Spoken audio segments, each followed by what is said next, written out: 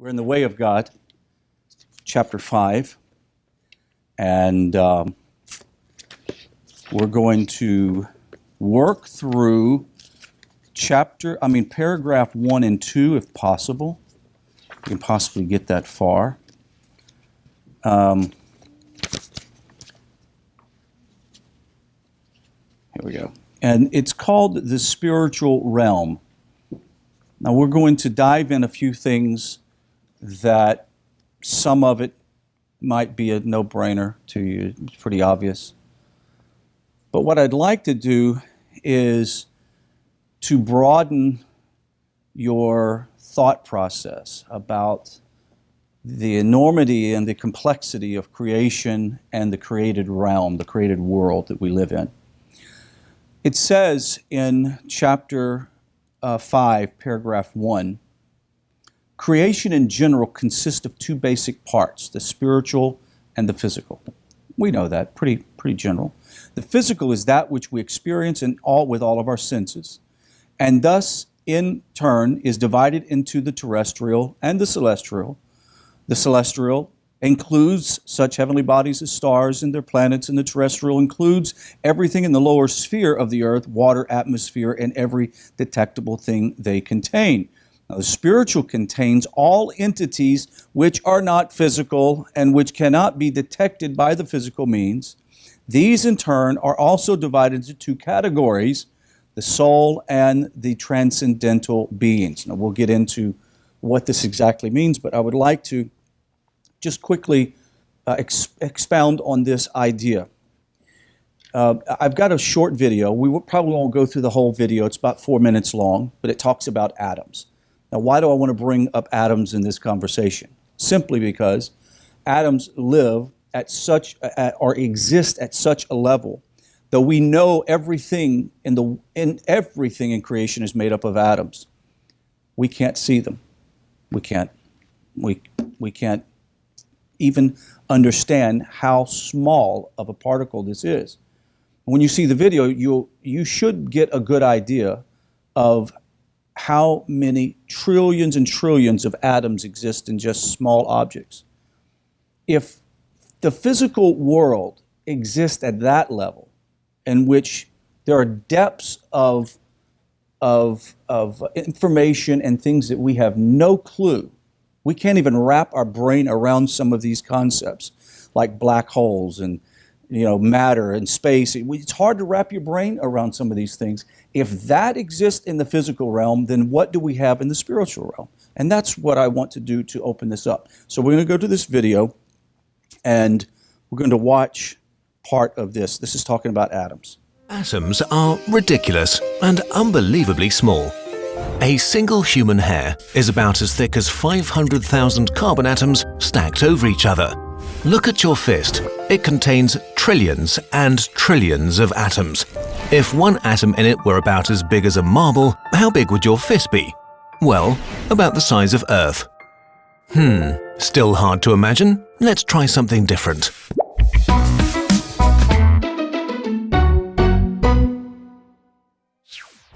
Look at your little finger.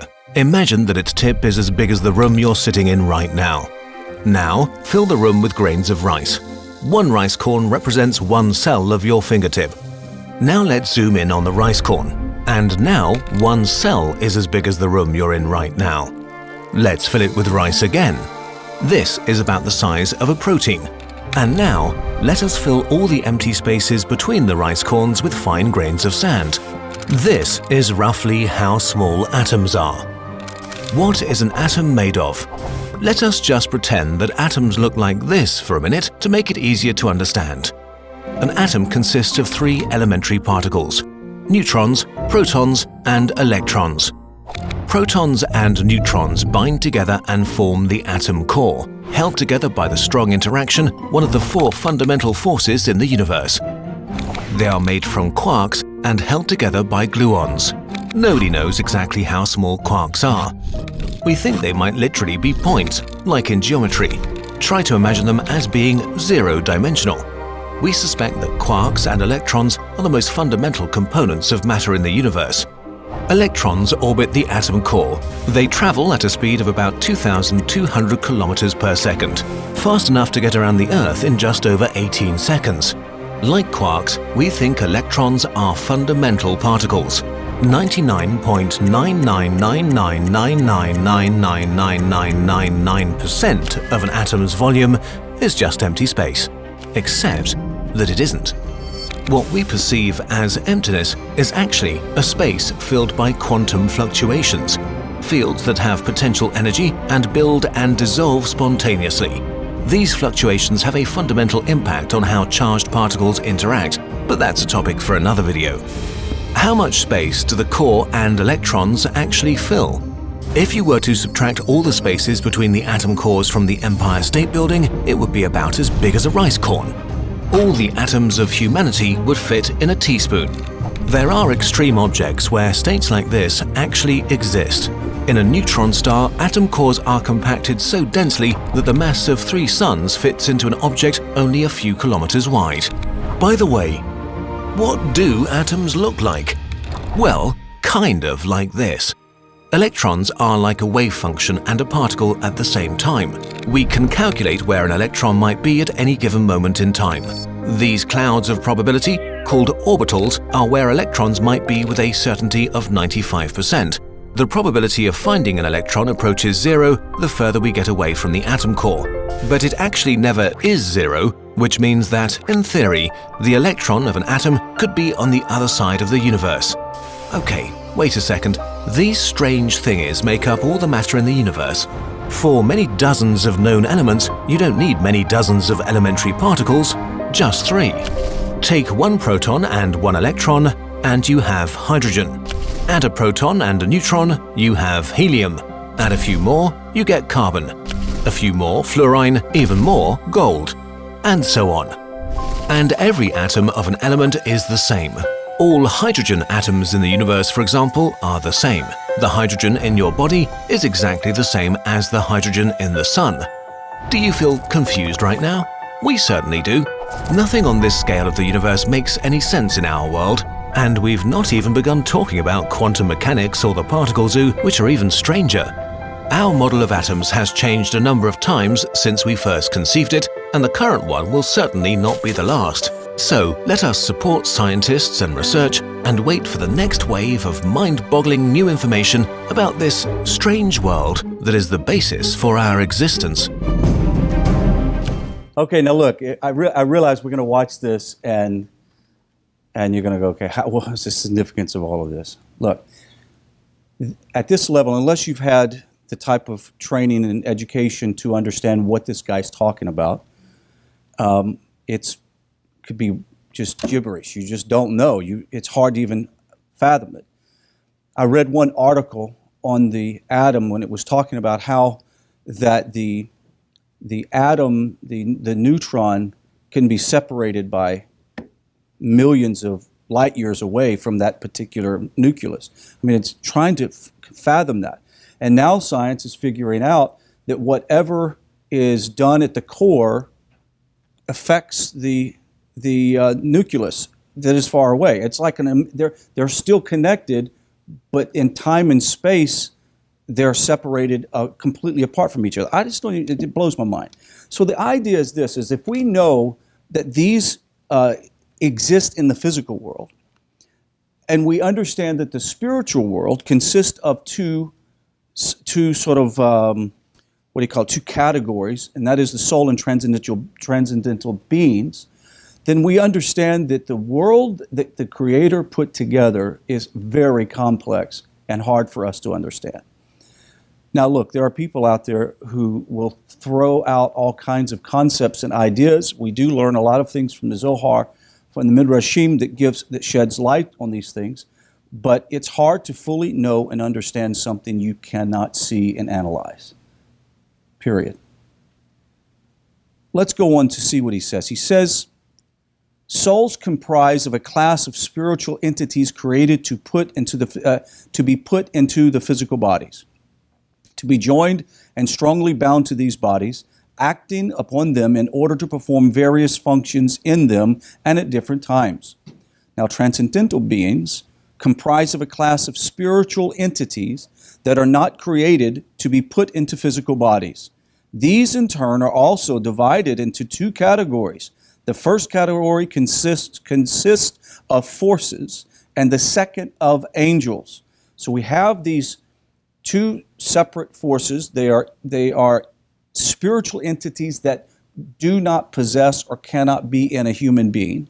And they are forces, and then the second are angels. So how many times have we heard someone say that, I felt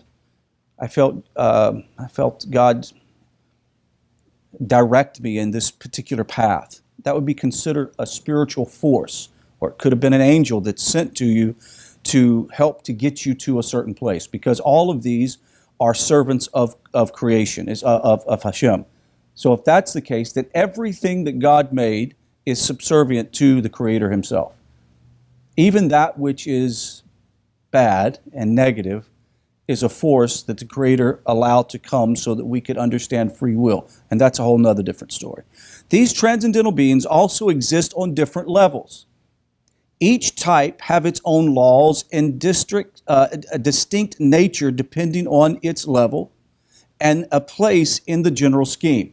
Now, the reason why we watch this video is so that when we hear the Ramchal, Rabbi Moshe Chaim Luzzatto, talk about the spiritual worlds and the different levels and realms, you can understand that though this is like hard for us to comprehend, very much in the same way that atoms are hard for us to comprehend, but some people know about them because they've studied them properly, the Ramchal is giving you spiritual understanding with a little bit of a more specific nature. He says, they have a distinct nature depending on the level and place in the general scheme. So great is the variation between the two different angel types that each group can be called a different species in a general class. This general class is called angelic. So within the angelic realm, there are different angelic beings that exist. There is, however, another class that is like an intermediate between the spiritual and the physical. Now, this is something that I read. When I read in this, it was hard for me to understand, because I had probably a much more simplistic view of the spiritual realm, and I didn't think about this force. There is another class that is like the intermediate between the spiritual and the physical. This consists of entities that cannot be detected by physical means and are not bound by the limitations and the laws of ordinary detectable matter. For this reason, they might improperly be considered spiritual. Their essence, however, is very different from that of the angelic class.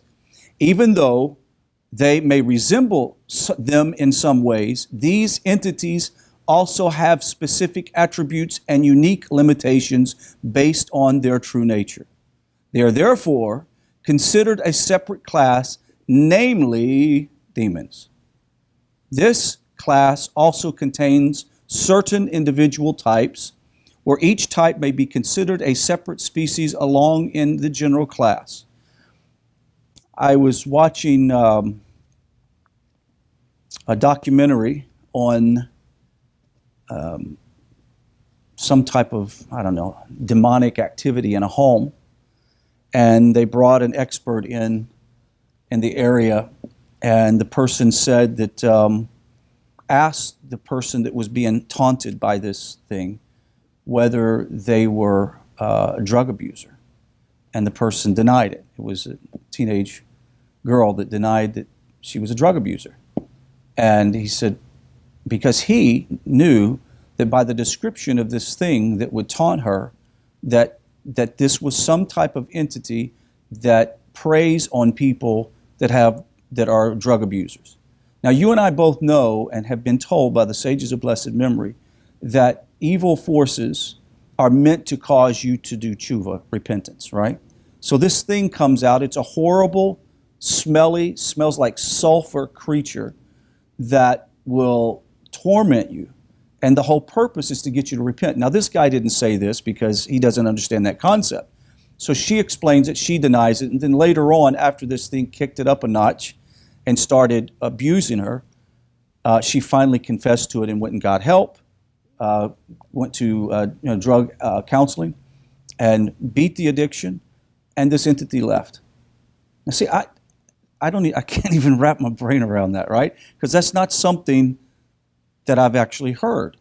And you'll watch some documentary or something on TV where somebody talks about an entity or being that shows up, and my wife and I often go, I don't know. I mean, is this like all made up? Is it true or not? And then I'm sitting one day with a group of people, and you guys know who this person is. And she tells this story of going to go back to, her family, like a family reunion. And right before they left, they took a picture of all the cousins and brothers and sisters together, like group photo. And you could see when you slide the iPhone over each picture, you can tell they've all been like taken like that. And in one of the pictures, clearly, there is a face of a guy that everybody knew who it was. And it was a guy that died several months prior to that, or maybe a year prior to that, an untimely death, a young man. And clearly, he is in the picture. Now, how do you explain that? Is everybody crazy? And the thing is, when I saw the picture, they said, look at each picture. It's like Finding Waldo, right? Go through each picture and tell me which one is different. I go, oh, that one. I said, who's this guy in the back? And it looks like he's going, like he's smiling, like it was like having a great time. And they said, it's so-and-so's son that died a year ago. And I was like, why do I say that? It's because the Ramchal is trying to help us understand that there is a spiritual realm out there that it's hard for us to comprehend. Someone said that if we could possibly see the different dimensions, we would go mad. We'd go insane. All of those dimensions exist in the same space, if you can call it that. So that means that the spiritual realm, as well as the physical realm, just as in the physical realm, there are millions of atoms in this room we can't see. Now, we can see the effects of the atoms or the illusion that they produce, but we really can't see the atoms. Doesn't mean they don't exist. And for a person to simply summarily dismiss the idea that there's a spiritual realm because they don't see it or they've never experienced it, it would be like you denying that atoms exist. And that's the point that I'm trying to make. He says that all of these things that exist, however, only man alone consists of the two absolute opposites, namely the spiritual soul and the physical body. So now we understand that every human being consists of the two, unlike anything else. Plants don't have this, rocks don't have this, but mankind does. Nothing else in all creation shares this quality of having the neshama and the body. One must be careful not to erroneously consider that other animals are the same as a man in respect. Now, I know that we all love to believe and think that my little Carly, my chihuahua, when it dies, will go to heaven. Because we know it does because there's a movie, All Dogs Go to Heaven. Remember that? I don't know if they go to heaven or not, but the point is this. They do not have a neshama like we do. They don't. They have an animal soul or animal spark within them, and it does what animals do. I said this on many occasions. Animals are not evil or bad. They just are animals. They do what animals do. Humans are the only ones that can be evil and bad. Why? Because they have free choice. And they have the ability to choose to do good. An animal doesn't have a choice. It just does what it's supposed to do. The prime example is this last week of the gorilla with the young boy. I hate that the gorilla was shot, but at the same time, it would have been horrible. That gorilla could have literally ripped the child to pieces. We just don't know what it was going to do. But if a gorilla does what it's naturally supposed to do, it could have literally ripped the child apart, or it could have protected it like its own child. You just don't know because we don't understand the complexities of these animals. Man is also a living creature, and therefore he's also similar to the animal soul. One of the big things that we learn about our spiritual journey and our connection to God is this idea that he also created us with an animal soul. So we have a neshama, we have an animal soul, and that if we operate from our negative inclination, our animal soul, then we will naturally do what is animalistic. We will steal, we will pillage, we will rape, we will destroy. That's just part of the animal nature. And this is why the whole sacrificial system is set up in such a way that we would korban or come near to God by bringing an animal sacrifice. It wasn't because God wanted blood from an animal. He wanted every person to know that what needs to die is your animal nature. It's not going to die, but it needs to die. It needs to be put in second place so that you can live according to higher godly values. Now, this higher godly soul is a separate entity, completely different from the body and far removed from the physical. Only by virtue of God's decree is the higher soul available to reside in man's body for the purpose of outlined in the previous chapter. What does he mean? If I did not have a soul, what would happen to this body right now? Collapse, just fall on the floor. The soul animates the body. We could say your physical body animates your clothes. That's basically how your soul animates your body. If the soul doesn't exist, your body cannot stay like it is. Your soul looks like your body. Why? Because it fits it. Your soul fits it. Have you ever seen someone... Hey, the soul's getting bigger. Okay, we won't go there. Have you ever seen someone looked at them and it's like they're like an old soul? Have you ever heard that, like with a child? You get a child, come on in. You get a child and you look that child in the eye and you go, oh, wow, that's kind of weird. They kind of act like an old soul, right? That soul has been around since before creation. That entity that is within you existed with the Creator before time. And now it is here. It's in this body. And why does the Ramchal feel that this is so important? Because understanding these matters helps us to come to terms with why we're put here on this earth. Now I want to go to paragraph 2, and it expounds a little bit more, if you don't mind. Let me go to paragraph 2. It says here, we are all aware of physical things and their nature, their natural properties, and laws are well known. Spiritual concepts, on the other hand, are outside of the realm of experience and therefore cannot be adequately described. When we speak of spiritual entities and phenomena, we must therefore rely completely on the traditions that have been handed down through Judaism. One of these fundamentals is that everything in the physical world has a counterpart among the transcendental forces. Every entity and process in the physical world is linked to these forces. Following a system decreed by God's wisdom, these forces are therefore the roots of all physical things, and everything in the physical world is a branch and result of these forces. The physical and the spiritual are thus bound together like links in a chain.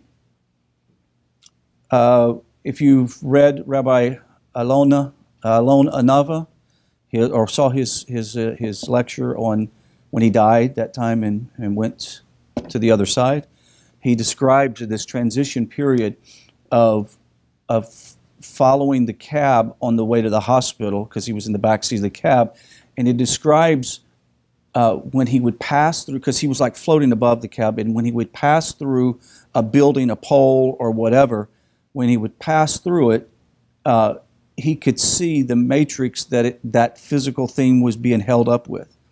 And we talk about the atoms and this empty space in the atoms, and the video will be on the class for those who came in a little late. That empty space, I am absolutely convinced that the energy that is in that space, this energy that helps to keep it together, is divine energy.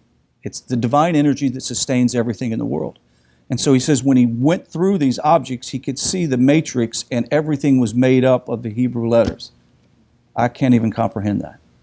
And this is what we're talking about here. He says, We also know from tradition that every physical entity and process is under the charge of some type of angel. If you remember the book of Daniel, he was praying, and he prayed for a number of days for an answer. And what was the answer when the angel approached? He said, I've been here earlier, but I was battling against the prince of Persia, right? So there are entities that are put over charge of territories and regions. So just like in modern physical government, we have presidents and cabinet members, we have parliament members, mayors, constables, you just go down through the list. That same thing exists in the spiritual world. And it's obviously not for us to, as some people in some religious circles, you go do spiritual battle against these things. It's really none of your business, and you should mind your own business. It's hard enough for us to take care of the physical world, much less the spooky blue smoke and cherubim world. But with that being said, these levels exist. Just as they exist in the physical, so does it exist in the spiritual.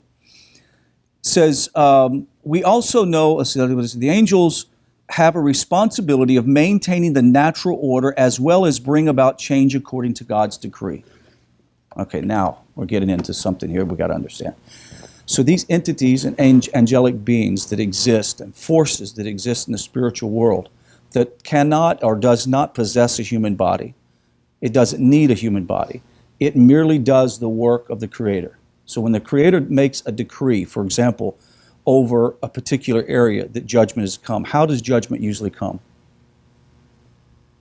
In physicality, right? In physical things. That's how judgment comes. And I realize this is not a very popular thing to talk about because we live in a world where we perceive that everything just happens by coincidence. If the Creator of the world is in charge of everything, and he has entities that is in charge of maintaining that order, and if something comes about to disrupt that order, then that has to be dealt with by that angelic force. And we know that Hashem is not capricious. He just doesn't pick and choose how he is going to deal with somebody. He deals with everything in his creation with a specific set of laws and order.